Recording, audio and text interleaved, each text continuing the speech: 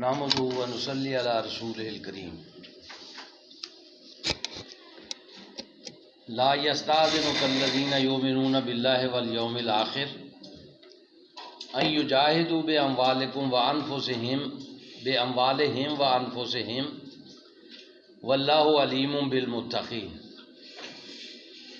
انما یستأذنک الذین لا یؤمنون باللہ والیوم الآخر وارتابت قلوبہم فہم فی ریبہم یترددون۔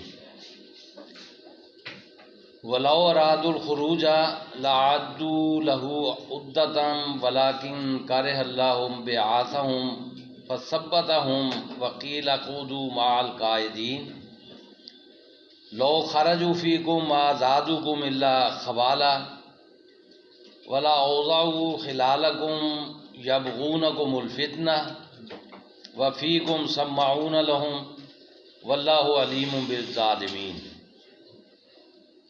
صدق اللہ مولانا العظیم وبلغنا رسولہ النبی الکریم ونحن علی ذالک من الشاہدین والشاکرین والحمد للہ رب العالمین۔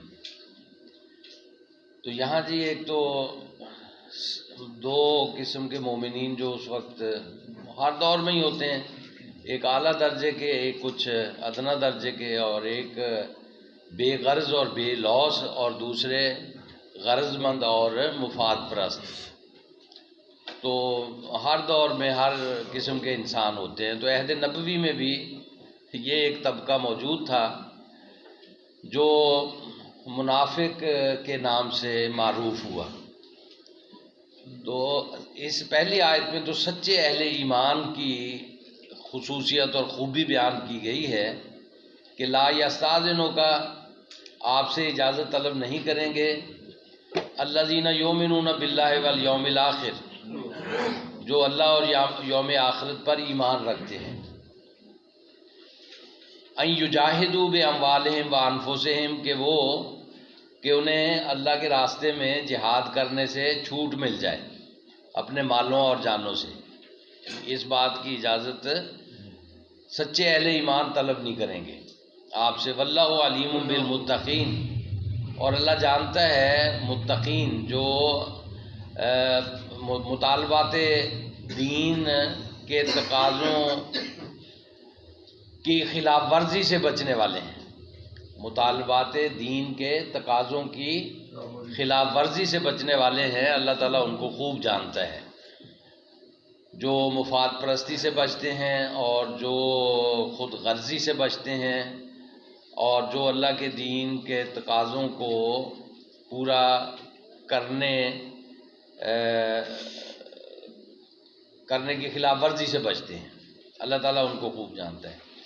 تو یہاں یہ جو یؤمنون باللہ والیوم الآخر، یہ ذرا تھوڑا سا تشریح طلب ہے، یعنی ایک تو اللہ کو ماننا ہے اور ایک اللہ کی ماننا ہے۔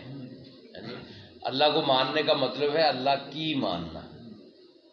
تو محض ایک غیبی طاقت جو اس نظام کو چلا رہی ہے، وہ اس کو ہر ایک مانتا ہے، ہر انسان مانتا ہے، جس کو بھوک لگتی ہے، پیاس لگتی ہے، اور جو اپنی لمیٹیشن سے واقف ہے انسان، تو انسان ایک غیبی طاقت کو ماننا اس کی جبلت میں ہے، سرشت میں ہے۔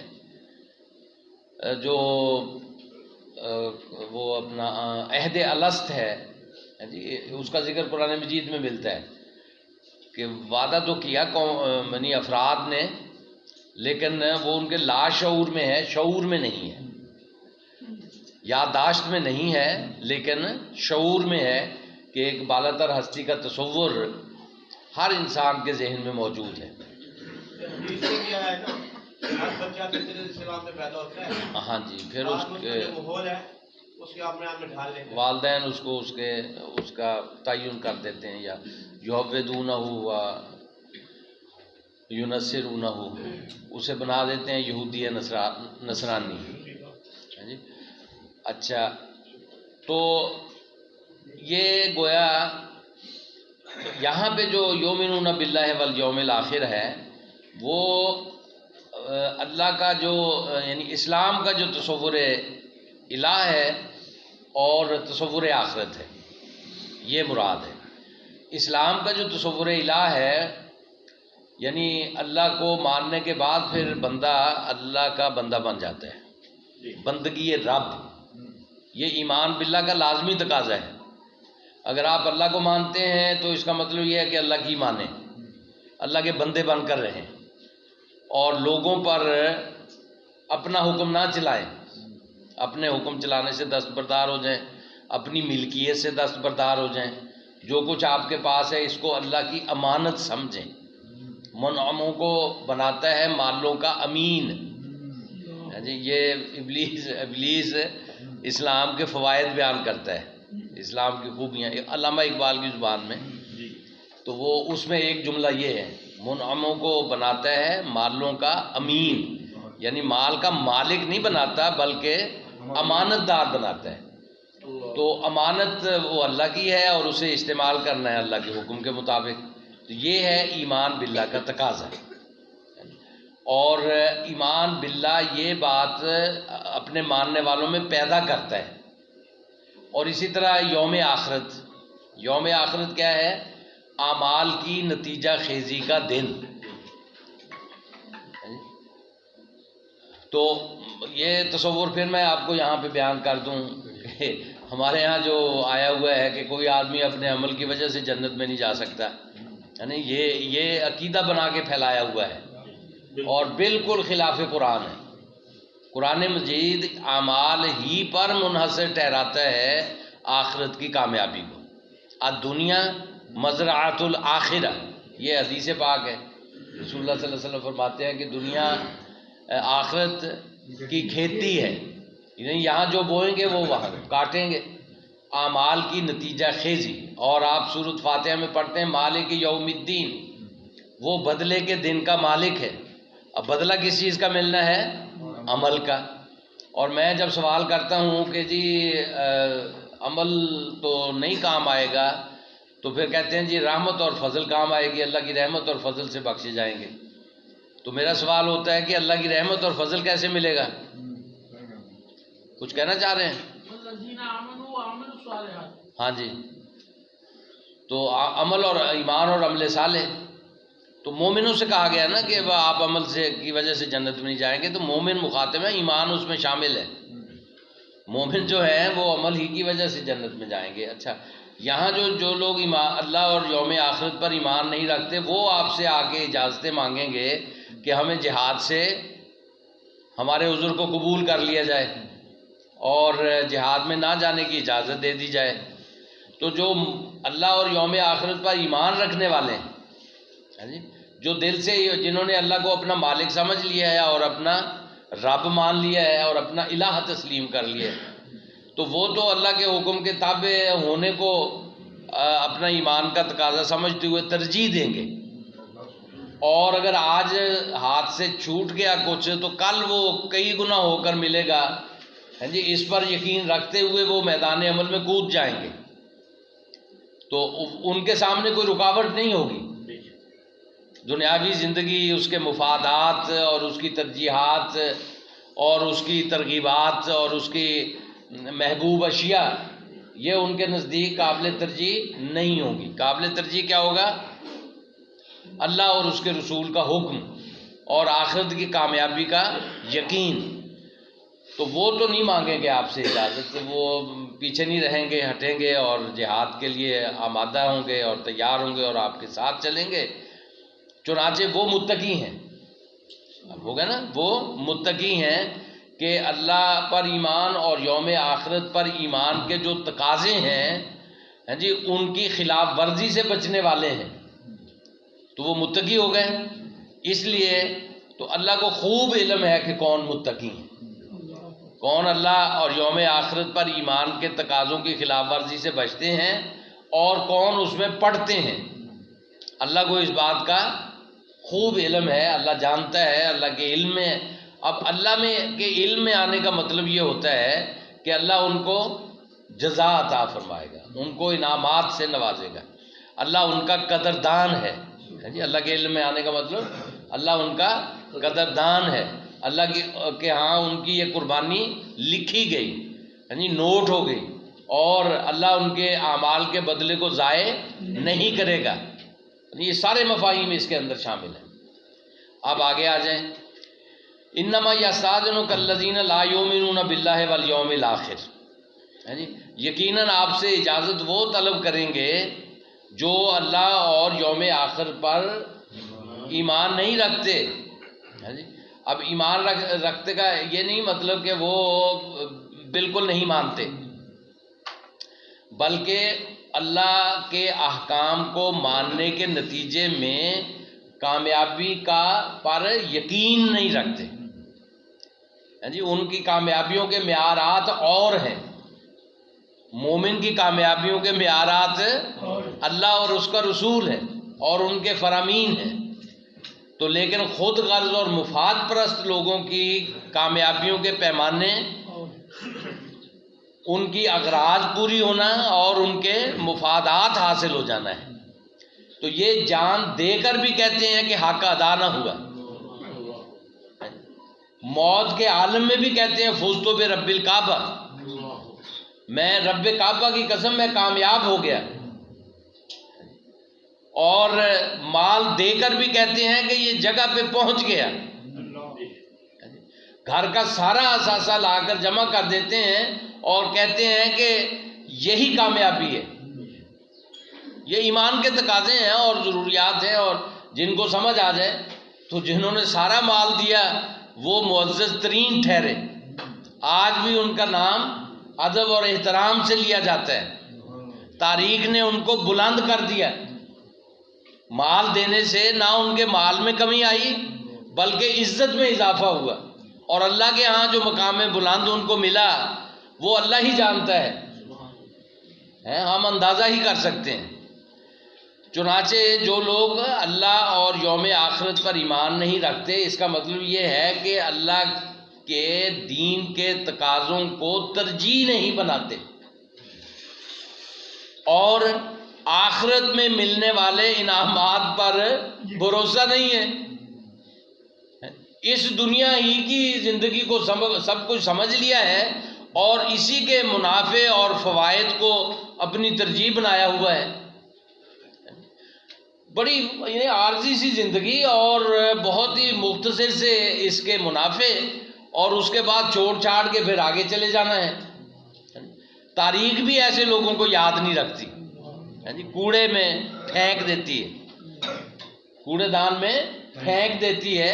تاریخ ایسے لوگوں کو کوئی ان کا تاریخ ان کو یاد رکھتی ہے جو تاریخ بناتے ہیں، اپنی ترجیح میں جو تاریخ بنانے کو شامل کرتے ہیں. چنانچہ رسول اللہ صلی اللہ علیہ وسلم اور آپ کے ساتھیوں نے تاریخ بنائی. جو مخلص تھے، مطلب جنہوں نے کارنامے انجام دیے، وہ تاریخ میں محفوظ ہیں اور وہ ہمارے دلوں میں زندہ ہیں.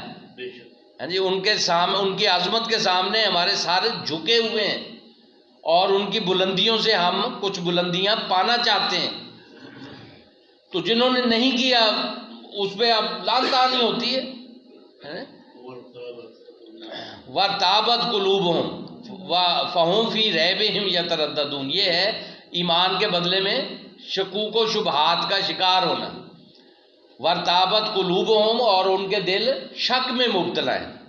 فَهُمْ فِي رَيْبِهِمْ يَتَرَدَّدُونَ، اور وہ اپنے شک میں متردد ہیں. پتہ نہیں کامیابی ملتی ہے یا نہیں ملتی، پتہ نہیں فوائد حاصل ہوتے ہیں یا نہیں ہوتے، پتہ نہیں اسلام غالب آتا ہے یا نہیں آتا، پتہ نہیں ہمارا کیا بنے گا. یہ جو ہے نا شک اور متردد ہونا، تو یہ انسانی عمل کی قوت کو معوف کر دیتا ہے. بیٹھے رہتے ہیں سوچتے سوچتے وقت گزار دیتے ہیں. تو جب وقت نکل جاتا ہے تو پھر ہاتھ ملتے ہیں، کاش ایسا ہو جاتا، کاش ہم نے ایسا کر لیا ہوتا. وہ کاش ایسا کر لیا ہوتا وہ بھی کسی کام کا نہیں ہے. بس دنیا اسی کی ہے جو آگے بڑھ کر تھام لیتا ہے. تو یہ ہے کہ تردد. اب یہاں پہ ایمان کا مفہوم متعین ہو گیا. ایمان انکار کے معنوں میں نہیں ہے بلکہ یقین کے معنوں میں ہے. ایمان لا یومنون جو کہا نا، اس کا مطلب یہ نہیں کہ وہ انکار کر رہے ہیں، مان رہے ہیں لیکن شکوک و شبہات کا شکار ہیں، یقین میں پختگی نہیں ہے۔ یقین پیدا کر اے غافل کے مغلوب گماں تو ہے، یقین پیدا کر اے غافل کہ مغلوب گماں تو ہے۔ پرے ہے چرخ نیلی فام سے منزل مسلمہ کی، ستارے جس کی گرد راہ ہوں وہ کارواں تو ہے، ستارے جس کی گرد راہ ہوں وہ کارواں تو ہے۔ تو یقین جو ہے نا وہ بہت بڑی دولت ہے۔ غلط بات پہ بھی یقین ہو تو وہ بھی بندہ ٹکرے مارتا رہتا ہے، اگر سچی بات پر یقین ہو، سچے نظریے پر یقین، اس کی یعنی صداقت پر یقین ہو، تو پھر وہ بندے کے اندر فولاد بنا دیتی ہے اسے، ہاں جی، اس کی طاقت میں اضافہ کر دیتی ہے، ہاں جی، وہ پھر نہ غم ہوتا ہے نہ خوف ہوتا ہے، اسے بے خوف بنا دیتی ہے، اور جو کچھ ما فات، جو کچھ چلا گیا اس پر اسے غم سے بے نیاز کر دیتی ہے۔ یہ یقین کی دولت ہے۔ وَلَوْ أَرَادُوا الْخُرُوجَ لَأَعَدُّوا لَهُ عُدَّةً وَلَكِنْ كَرِهَ اللَّهُ انبعاثَهُمْ۔ لو ارادو، اگر وہ ارادہ کرتے الخروج نکلنے کا، لَأَعَدُّوا لَهُ عُدَّةً تو وہ اس کے لیے کوئی نہ کوئی تیاری کرتے، وَلَكِنْ كَرِهَ اللَّهُ انبعاثَهُمْ، لیکن اللہ کو ان کا اٹھنا پسند ہی نہ تھا۔ ایسے لوگ جو ڈیل مل ہوں، جو خود غرض ہوں، جو مفاد پرست ہوں، وہ لشکر اسلام کے ساتھ جا کے کیا اس کی مدد کریں گے؟ وہ تو بے چینی پھیلائیں گے جی دائیں بائیں۔ ہمارے ایک دوست تھے یونیورسٹی میں پروفیسر، وہ جب میں درس قرآن دیتا تھا تو وہ ادھر ادھر خسر پسر لگائے رکھتے تھے مضامین کے، بھیا یار بڑی دیر کر دی ہے یار، بس کرنا چاہیے۔ میں انہیں کہتا تھا بھی آپ بے چینی پھیلائے رکھتے ہیں، بجائے اس کے کہ لوگوں کو بیٹھ کے تسلی سے سننے دیں، آپ کی اپنی بے چینی ہوتی ہے، آپ وہ دائیں بائیں بھی منتقل کرتے رہتے ہیں۔ تو اسی طرح کے وہ لوگ کہ جنہیں تردد ہے، شکوک و شبہات کا شکار ہیں، جن کی نظر مال و دولت پر ہے، مال غنیمت پر ہے، جی وہ لشکر اسلام کی کتنی مدد کریں گے؟ وہ لشکر اسلام میں بے چینی پھیلائیں گے، مختلف قسم کے رومرز چھوڑیں گے، افواہیں پھیلائیں گے، بے چینی کی باتیں کریں گے۔ تو اس لیے اللہ نے ان کا نہ اٹھنا ہی پسند فرمایا کہ یہ بیٹھے ہی رہیں، ان سے لشکر اسلام پاک ہی رہے، تو وہی لشکر اسلام کے لیے فائدے مند ہے۔ حالانکہ یہ مسلمان ہیں سارے، ہاں جی مسلمان کہلاتے تھے، لیکن پھر ان کو منافق کے طور پر قرآن مجید نے بیان کیا، ڈکلیئر کیا۔ تو کچھ مسلمان خالص مسلمان بھی تھے جو سستی کی وجہ سے رہ گئے، تو وہ ان کا ذکر بھی آئے گا، آگے آئے گا۔ تو یہ وہ لوگ ہیں کہ جو خود غرض ہیں، مفاد پرست ہیں، اور طاقت کو دیکھ کے ساتھ ہو لیے ہیں۔ جب طاقت مل گئی تو جناب آگے آگے بڑھ بڑھ کے کہ ہم نے ایسا کر دیا، ہم نے ایسا کر دیا، اور جب کہیں عزیمت اٹھانی پڑی، مشکل پیش آئی، تو پھر ہم نے نہیں کہا تھا کہ یہ ہماری بات مان لیتے۔ ہمارے ایک دوست ہیں، وہ جو فائدہ کا کام ہو وہ ہم نے کروایا، جو کہیں نقصان ہو جائے یا جس کا نتیجہ اچھا نہ نکلے، ہمارے دوستوں کے غلط فیصلے، جو اچھا ہے وہ ہم نے کروایا، اور جو غلط نتیجہ نکلا اس کا ہمارے دوستوں کے غلط فیصلے۔ میں نے کئی دفعہ ان سے عرض کی کہ حضور والا، آپ اگر اچھے میں شریک ہوتے ہیں تو برے میں بھی شریک ہو گئے، ہم سب مشترک طور پہ فیصلہ کرتے ہیں، اگر اچھا نتیجہ نکلتا ہے تو وہ ہم سب کے کھاتے میں، اور اگر برا نتیجہ نکلتا ہے پھر بھی ہم سب کے کھاتے میں، پھر ہمارے دوستوں کے کھاتے میں ڈالنا یہ درست نہیں ہے۔ یہ اس لیے ضروری ہے کہ انسانی رویے ہیں نا شیخ صاحب، تو وہ سامنے آتے رہنے چاہیے۔ اچھا جی، لو خرجوا فیکم ماذا، نہیں آگے پیچھے بھی ہے نا، ولیکن کرہ اللہ انبعاثہم فثبتہم وقیل اقعدوا مع القاعدین، ہاں جی، فثبتہم، تو انہیں سست کر دیا اور کہہ دیا کہ بیٹھے رہنے والوں کے ساتھ بیٹھے رہو. اللہ نے ان کے دل میں یہ بات، یعنی وہ تھا تو ان کا اپنا نا، جو جیسی کسی کی سوچ ہوتی ہے اللہ تعالیٰ اس کو ویسی توفیق دے دیتا ہے جی. اب میں اللہ کی طرف اس کو فاعل حقیقی کے طور پر میں نہیں ذکر کرتا یہاں، تو اللہ فاعل حقیقی نہیں ہے، ورنہ ان کا پھر بیچاروں کا کیا قصور. آگے اوپر جو اس کا قصور بتا دیا ہے جی کہ وہ تو متردد تھے، ان کے تردد نے انہیں یہاں تک پہنچایا ہے جی.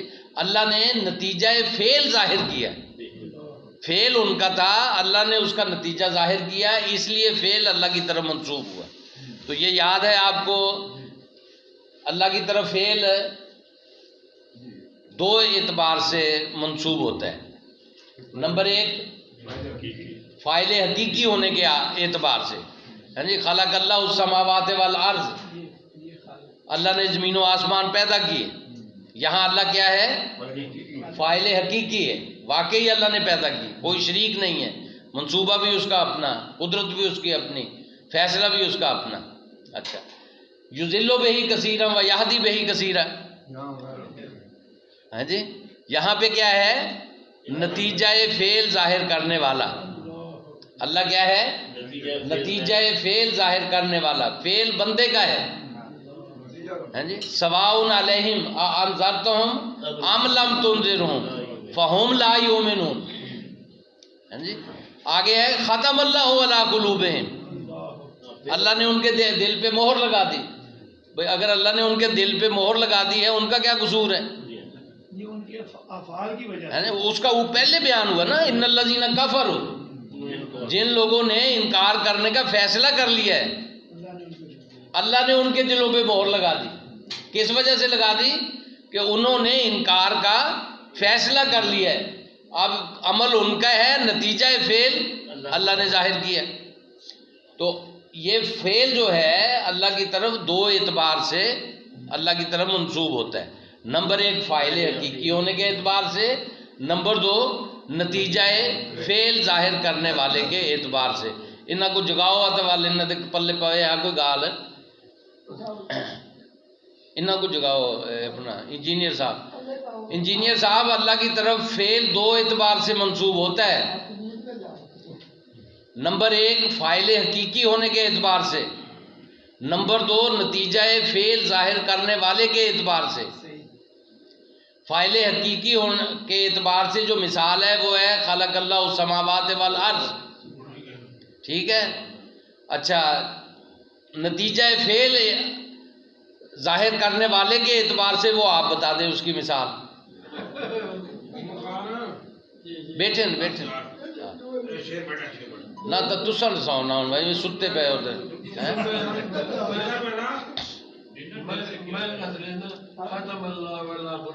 ختم اللہ علی قلوبہم. یہ کس اعتبار سے یہاں پہ بیان ہوا؟ نتیجہ فعل. تو فعل کیا ہے؟ ان الذین کفروا، یہ فعل ہے کہ جن لوگوں نے انکار کا فیصلہ کر لیا. سواء علیہم انذرتہم ام لم تنذرہم لا یؤمنون، جنہوں نے انکار کا فیصلہ کر لیا ان کے دلوں پہ اللہ نے مہر لگا دی. کیوں لگائی؟ کہ انہوں نے فیصلہ کیا ہے. ان الذین کفروا، تو فیصلہ ان کا پہلے ہے، نتیجہ اللہ نے ظاہر کر دیا، اس لیے فعل اللہ کی جانب منسوب ہو گیا. ورنہ ان کے دلوں پر مہر لگانے کا ذمہ دار اللہ آئی ہوئے سمجھ کا ہے نا؟ نہیں ہے.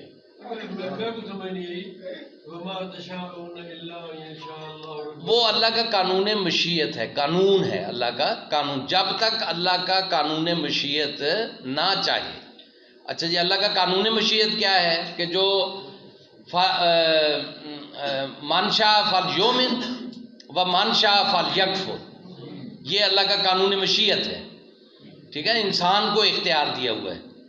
تو جو ہدایت کا راستہ پانا چاہتا ہے وہ ہدایت پہ آ جاتا ہے، جو کفر کا راستہ اختیار کرنا چاہتا ہے آپ زور لگا لیں اس پہ، وہ نہیں آئے گا اسلام پہ. ہدایت کے راستے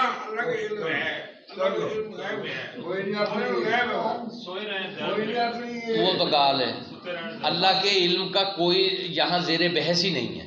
یہاں میرا عمل زیر بحث ہے، اور اللہ کی ختم وہ اوپر بیان کر دیا جب، تو وہ غیب نہ رہا۔ ان الذین کفروا، جنہوں نے کفر کا راستہ اختیار کر لیا اور اس پر ڈٹ گئے اور اس کے لیے جد و جہد کر رہے ہیں، اور اس کو بچانے کے لیے کوشاں ہیں، صلاحیتیں صرف کر رہے ہیں، ان کے دلوں پہ مہر لگائی ہے اللہ نے۔ یہاں تو ساری چیز ظاہر ہو گئی ہے، ہم ساری غیب کی طرف کیوں لے کے جاتے ہیں؟ جبکہ اللہ نے خود ظاہر کر دی ہے، اس کو اللہ کے غیب کے کھاتے میں ڈالنا ہے نہیں، وہ کہاں غیب ہوا؟ وہ تو ظاہر ہے، اما شاکرا و اما کفورا، ہے نا جی۔ تو یہ قانون مشیت ہے، یہ اللہ نے یہ مشیت نافذ کر دی ہے، اما شاکرا و اما کفورا، شکر گزار بن کے رہے یا ناشکرہ بن کے رہے، یہ انسان کا اختیار ہے جی۔ یہ ہے اللہ کا قانون مشیت۔ ہاں جی ہو رہے ہیں ٹائم، لو میں اس کو ختم کرتا ہوں۔ فَثَبَّتَهُمْ وَقِيلَ اقْعُدُوا مَعَ الْقَاعِدِينَ، اور ان سے کہا کہ بیٹھ رہنے والوں کے ساتھ بیٹھے رہو۔ اب اللہ نے یہ حکم نہیں دیا، بلکہ ان کے لیے ایسا آسان کر دیا ہے نا، یہ وہ بیٹھے رہنے والوں کے ساتھ بیٹھے رہو۔ اب اللہ ذمہ دار نہیں ہے اس کا کہ وہی وہ اللہ نے بٹھا دیا ان کو کہ یہاں بیٹھ جاؤ، نہیں، بلکہ ان کی اپنی ترجیحات نے ان کو بیٹھ رہنے والوں کے ساتھ بٹھایا۔ وآخر دعوانا ان الحمدللہ رب العالمین۔ سبحانک اللہم و بحمدک، اشہد ان لا الہ الا انت